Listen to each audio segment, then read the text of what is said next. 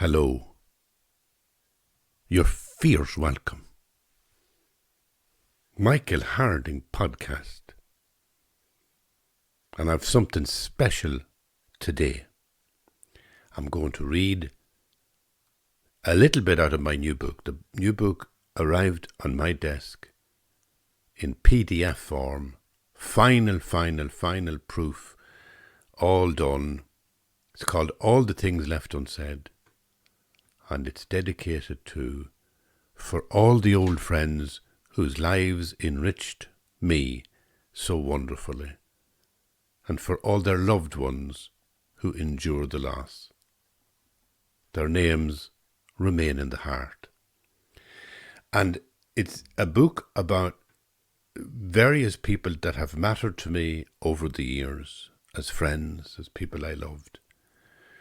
And it starts out, page 1, it says, "The first text I sent was like a warning when I reread it. I fell on the beach today." Then I fell a second time 2 days later. After limping back to the car, I texted the same friend. "Alone on the beach, and another fall. Bad omens." But I didn't press the send button. There are parts of me I never like to share in written words. I suppose that's what makes me a writer. And then the next section is June 21. 1 year and 2 operations later, I had been in Beaumont Hospital twice in the space of 6 months for operations on the spine that might have left me in a wheelchair, or incontinent, or just dead. And having been restored to health by the hands of so many gifted doctors and nurses, I felt a kind of inundation of light. I could only describe it as an intimate experience, an encounter. I don't want to say religious experience because that might put you off.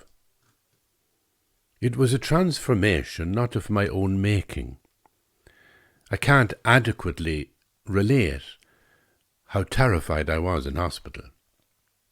Terrified of scalpels and knives, and ink marks on my eyebrow, and marks all along my spine, and tight surgical socks, and hospital gowns that tied up at the back. I didn't like one bit of it, though I pretended I was not bothered.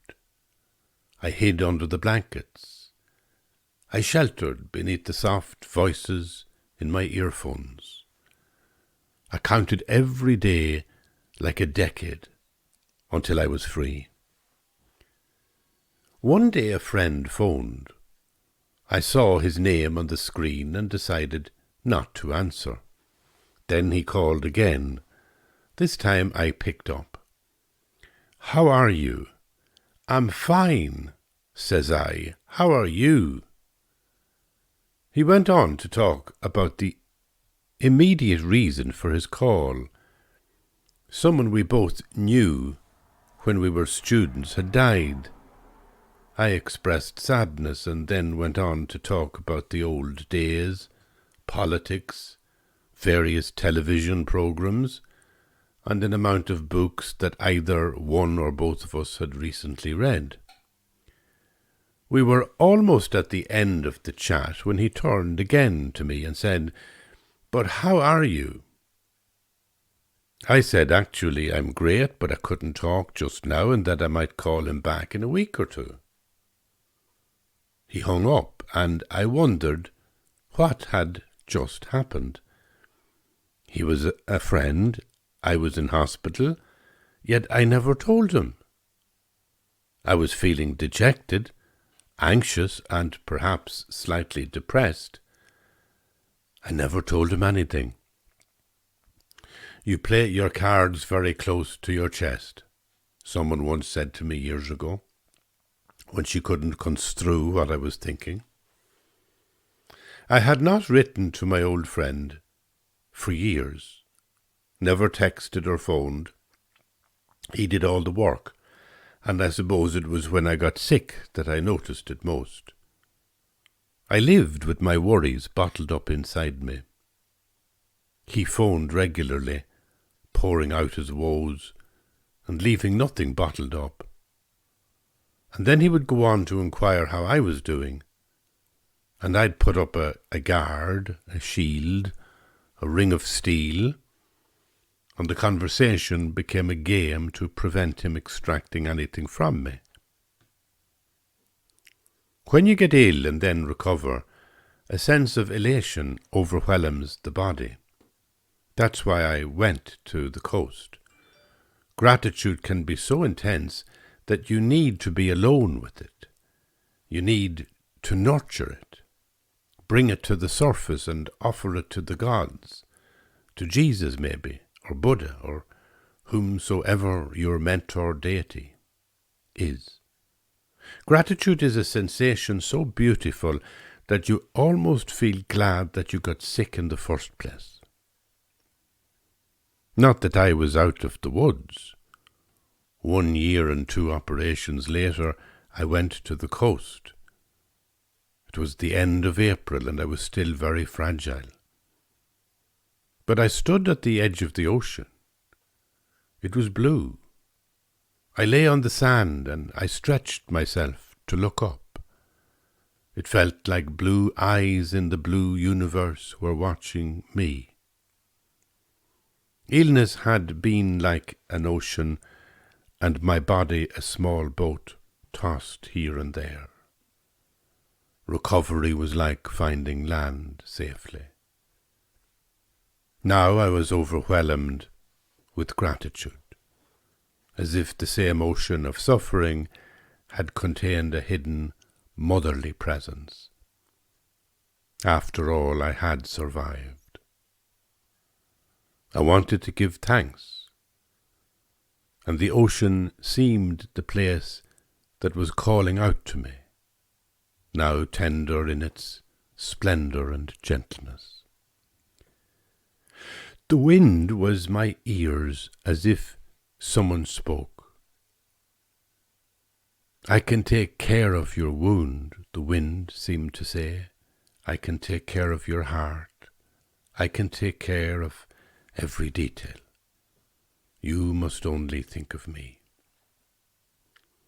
A comforting message, but to whom was I speaking? You don't have to tell anyone, she whispered. It can be our secret. And that was the first day. As Rumi says, the wound is where the light comes in. The beach had been the scene of the crime because it was there I first noticed things were going wrong with my body. But I was returning to the place of the storm, metaphorically, and acknowledging it as the most beautiful place in the world, on the edge of the ocean in Donegal. It was here that I'd fallen ill, and I thought it would complete the journey if I returned here to rest. Not to be physically mended, because that had already happened, but rather to be healed in the heart, and to savour the light that was flooding into me in the wake of a sickness that could have finished me off had it not been for modern medicine. And there I stayed for a full year, until the spring of 2022, by the water's edge, with only occasional visits home to Leitrim, and occasional visitations from the beloved who would come up from Leitrim to mark the seasons, the feast days, the family days, the birthdays, and death days. But essentially, I was committed to retreat, to an embrace of solitude, and to the ocean, to give thanks simply for being alive. Watching the light every day dance on the waves, and the waves fall like thunder on the shoreline and on the rocks along the broken islands around the beach. At night the wind bringing the sea to me in roars that tore the darkness asunder from one Good Friday to the next. I was released from hospital on Good Friday of 2021 and arrived at the shoreline at the end of April. It was the beginning of the most wonderful retreat I have ever embarked on. The beginning of what in Islam they call the longest spiritual journey a human being can ever make. The journey from the head to the heart.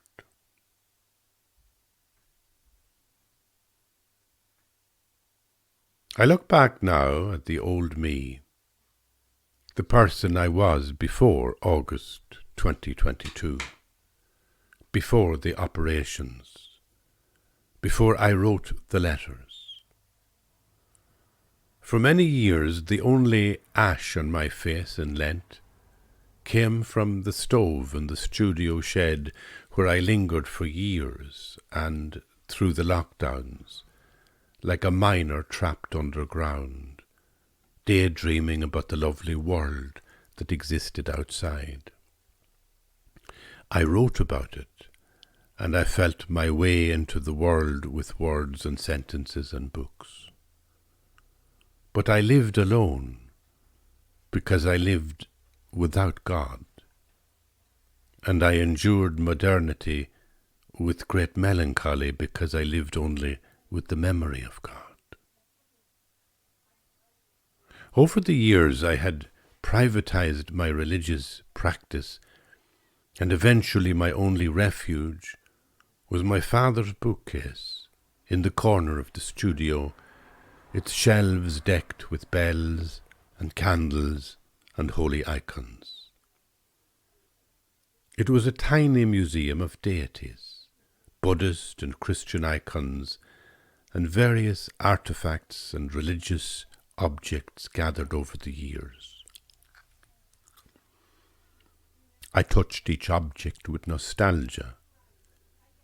The Indian incense holder I bought in the dandelion market, the Tibetan water bowls I brought home from Mumbai, and the mala beads that were a gift from a monk in Mongolia. On a separate shelf were 3 sets of Christian beads. My mother's beads were made of precious green stones, linked together by an ornate silver chain, and which I called her Laura Ashley rosary, because the green of the beads matched the curtains in her bedroom. When she was in the golf club, my mother always held her teacup with thumb and forefinger, and when in church she always brought forth the beads from her purse with a flourish of stylish sanctity. The second rosary on the shelf belonged to my grandmother. The beads were brown and shaped like little orange pips with a grim black crucifix attached. The crucifix contained nothing of the joy that Jesus promised, but instead was charged with a sense of human agony and pain. And the fact that the beads were once entwined around my grandmother's ivory fingers in death didn't incline me to use them. For me they evoked a time when yellow fly paper hung from every kitchen ceiling, a tilly lamp lit the way to musty bedrooms, and the toilet was out in the yard. I wasn't one for reciting the rosary, but maybe I was just superstitious enough to drop one into the bottom of a suitcase whenever I was travelling. The final set of beads on the shelf were my own. I bought them in a gift shop in Assisi many years ago when I was flitting about Italy with my daughter, hoping that a grand tour of churches and monasteries might imbue her with a sense of awe and admiration for the cultural heritage of the continent. a fanciful notion on my part, although we did end up purchasing lots of holy stuff in the gift shop because St. Francis was very much a lover of animals and there were sufficient donkeys, birds and fishes in the entourage to impress any 8-year-old. A monastic gift shop holds much the same allure as a shopping mall in Tenerife. Instead of handbags, wallets and other leather accessories, there are 100 types of rosary, and even I couldn't resist the compulsion to purchase something. I chose a rosary that was made of wood and threaded with a simple black cord, because its rustic simplicity reminded me of a time when I had friends who played guitar at folk masses and wore sandals. But you might think that illness would have made me more religious. Instead, it did the opposite. I woke to the reality that all my mentor deities and saints and angels were plaster or wooden carvings that sat on the shelves gathering dust, and that alone in a room was no way to embrace the mystery of life, no matter what beads you prayed with. Every week I set out tablets in a 7-day dispenser, pills to stabilize my blood pressure and regulate the heart. My creaking limbs grew heavy with age, and the lockdowns were interrupted only by trips to various hospitals for routine checkups. I accepted a daily dose of tablets as just another sign of aging. I remember heading for town one morning when I saw a neighbour sitting on his roof, lying against the tiles as he stripped plaster off the chimney. I was alarmed at his dexterity and daring because he was as old as myself. I opened the car door and observed that it was a fine day. "The chimney is leaking," he said. "The mother sits in the kitchen watching the damp come down the walls, so I have to do everything. Don't let the old man in, as they say." "Well, at least you're keeping busy," I suggested. Although personally I felt that being busy was overrated. I was in the garden with clippers that afternoon, pruning a rose bush, a shrub my mother brought to the house years ago. But after a few moments I fled to a bench, wrapped my winter coat around me and began brooding, because my mother had crept into my head once again and I needed to sit with her a while. It was 10 years since she was wrapped in the silence of a Cavan graveyard in 2012, although during the lockdowns I noticed with curiosity that I was regularly ambushed by a sense of her presence.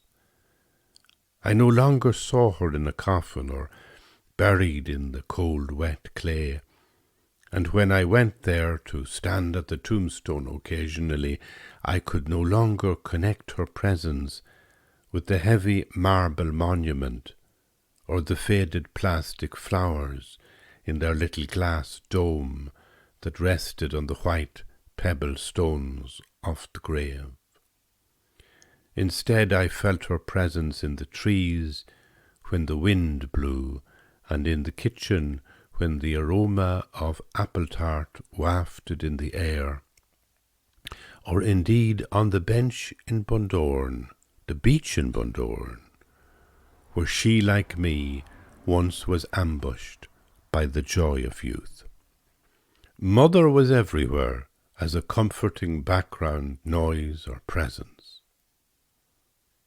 Comforting indeed was the word I used, and as I took my tablets, as I made another journey to outpatients, And as I viewed the endless flow of news about wars and pandemics and unhinged political leaders in a world where nothing seemed to be at all well. But comfort wasn't quite enough when I was in hospital. Like everyone else, I want to hope. I want to defy the bleakness and the grief that gathers around us. Faced with grim outcomes, I began to understand that my salvation lay in others, and that my damnation was at my own hand every time I closed the door to keep the world at bay. Does it seem strange that I would then fly to where the land ends and the ocean begins, leave even my beloved behind, and walk the beaches for 12 months, composing letters of confession and regret? I suppose, yes, it was strange, especially when those I wrote to could not possibly read a word of it, apart from my old school friend. Perhaps the only way to make sense of it is to share the letters with you. And the first of them was to him.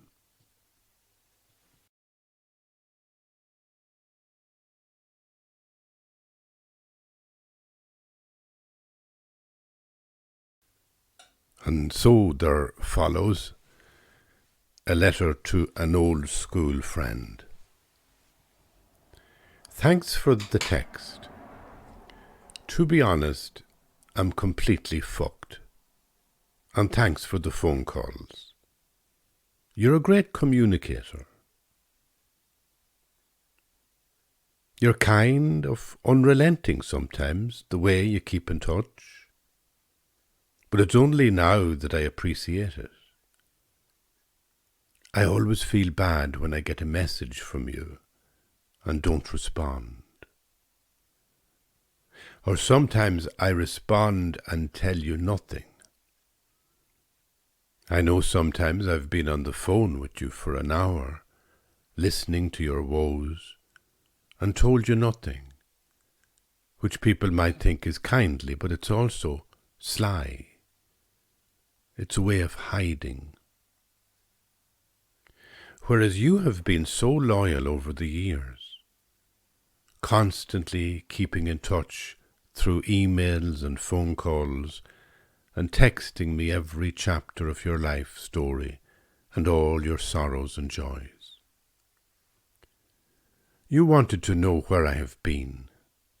Well, I was in hospital at the beginning of 2021. I had an operation to embolize a fistula in the spine. Don't bother looking it up. It was just a leaking pipe that needed to be plugged. They did the job, but it opened up again, and then they had to do open surgery on the spine to get at it manually. I think it's fixed now, and I'm in Donegal on my own, crying like a sore cat. I hope you're okay.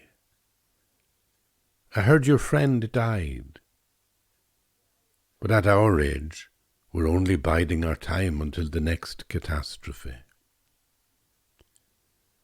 I moved about the year nervous of COVID and in pain, unable to walk much or even bend to pick up clothes off the floor. It was March when I returned to Beaumont for the open surgery on an artery in my spine, which they tell me was successful, and afterwards it was all rest and time to heal, which is why I came here to the ocean. I like the long days of solitude, just me and the waves. When it's all around me, the sea becomes a form of company. Sometimes I think I might create a comedy show from all my failures. A detached retina, a heart attack, colitis, depression.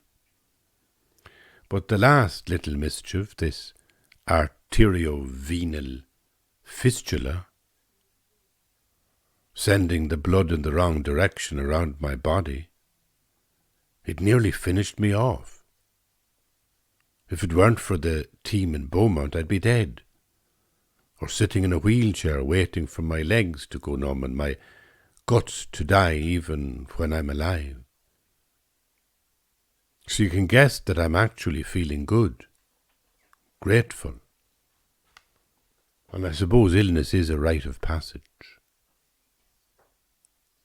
I've begun to see more clearly that something waits for me, for you, for all of us, at the end of the corridor. It might be a room with a trolley, or a quiet nursing home, a day room, and that's if we're lucky to have time before the end. The spinal operation for me was a threshold into fragility, and I welcomed it. No, not because I'm heroic, but it seemed like common sense. There was only one alternative, and that was to rage against it, and raging against it would be folly on two levels. Firstly, there are so many others suffering, so much more than me, that in context my difficulties are trivial. And secondly, I believed that rage would have only made me more uncomfortable. I don't practice religion. I brood on it.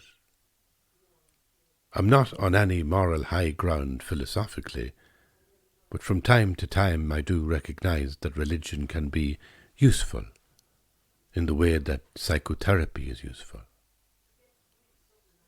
So maybe this illness is the best thing that ever happened to me. It awakened in me a childhood fragility, and when I walk along the beach, I experience a strange sense of belonging. It's like joy in the air. I feel loved now more deeply than ever. I couldn't believe I wrote that last sentence, because that's where the first letter ends. And in a sense, that's, for me, the key in the book. So maybe this illness is the best thing that ever happened. It awakened in me a childhood fragility. And when I walk along the beach, I experience a strange sense of belonging. It's like joy in the air. I feel love more deeply than ever now. I think that's the story for me. You know, we are here. We try to be independent.